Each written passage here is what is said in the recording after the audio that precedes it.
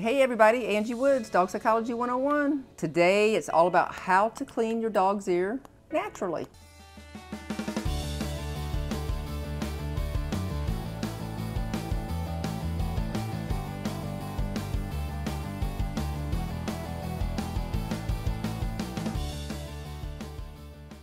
If you like what we're throwing out, if you believe in doing things naturally with your dog and you want the best relationship with your dog, hit that subscribe button right down below. If you want notifications when we've got new stuff popping, hit the little bell so you get notified. So this is pretty common. Some dogs really hate to have their ears cleaned. This is my Stella. She knows that we're up to something, she says. You know, you see her, she's kind of avoiding me.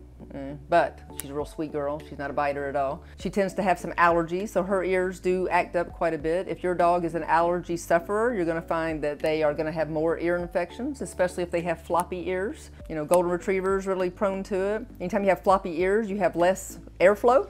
So I recommend shaving the pinna. You can tell your groomer about that to kind of keep the air flowing around the ear. Stella has short hair, so she doesn't have to have her ears shaved. You know, she says, I'm a little worried, what are you gonna do?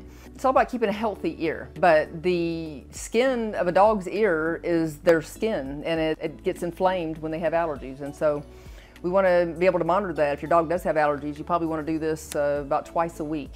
So let's talk about what we use, okay, before we get started. Oh, thank you, she's a footer. She likes to share her feet, don't you? Okay, so the ear wash that I use, number one, has no alcohol in it.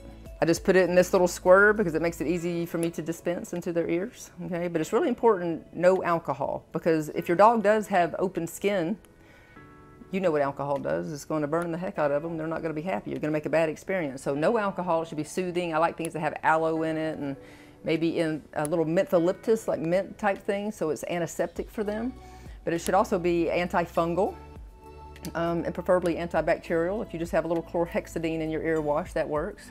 So let's inspect her ears and see what they look like. I've been told by my kennel staff that her ears are a little dirty, so we're gonna take advantage of that and clean them. All right, so the first thing you always wanna be able to do, there again, don't just go to work, be friendly. Let her know you're coming, no tricking. And just kind of hold her little head. Let's just take a little peek in here. So she has nice pink ears. Right, if you have a dog with black skin, it's a little harder to see this. Well, let's look down in here and see what we see. There's a little bit of dirt and debris in there. And it's not too bad. I'm going to look at the second side. Can you turn your head over here, Stella?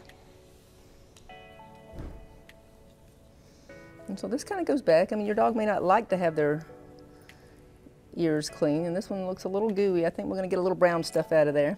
But we do things that we don't like to do. It's just part of life. It's part of living. Right, you know, I like to use my leash way up high so I can communicate to her. She knows we're going to clean her ears, and I know that she doesn't like it, but we're just going to be gentle. All right. So, just to educate you about the ear a little bit, dog's ear canal is much different than a human's. You know how we hear don't use a Q-tip, etc., etc. Well, don't use a Q-tip with your dog because you could actually lose the cotton tip. It could get down in the ear. Then your dog used to be sedated and have it removed. I'm telling you that. You know, I come from medicine, veterinary medicine, and I did that one time. And I lost the Q-tip tip down in the dog's ear, and we had to sedate it and remove it. Big deal. But a dog has a different shaped ear canal. Ours is straight, goes right in, our little eardrums right here. Theirs is like an L, so it's gonna go down and then in, okay? So we have to treat it differently. So the first thing I want to do is, you know, just kind of pull her little ear back. We want to lift, this is the pinna that I was talking about. You wanna lift this, and it's gonna create a little cup, okay? Now, having your hand on a collar or the leash is helpful because they're not going to like this when you put it in. They're going to want to shake their head naturally, just like we would. All right, so I've kind of got my little finger in here. I'm going to fill it up. And if you make sure it's not really cold, that's very nice for them.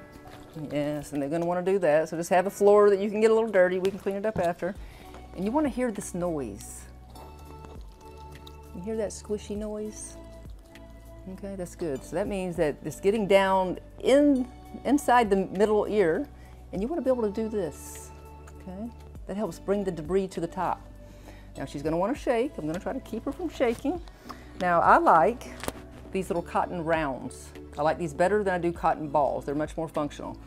Is then I can reach in here, and then we'll let her shake in a moment, and we'll clean the floor afterwards. Oh yeah, see, we're getting a little dirt. Now, sometimes you get some black stuff. That typically is yeast. Sometimes it can be a bacterial thing, but it looks like she's not infected today. She just has a little dirt. Okay, now we're gonna let her shake. Let her shake that stuff out. That is also part of the cleaning. Shake it out, Stella. There we go. Stella, there you go. There you go. Ooh.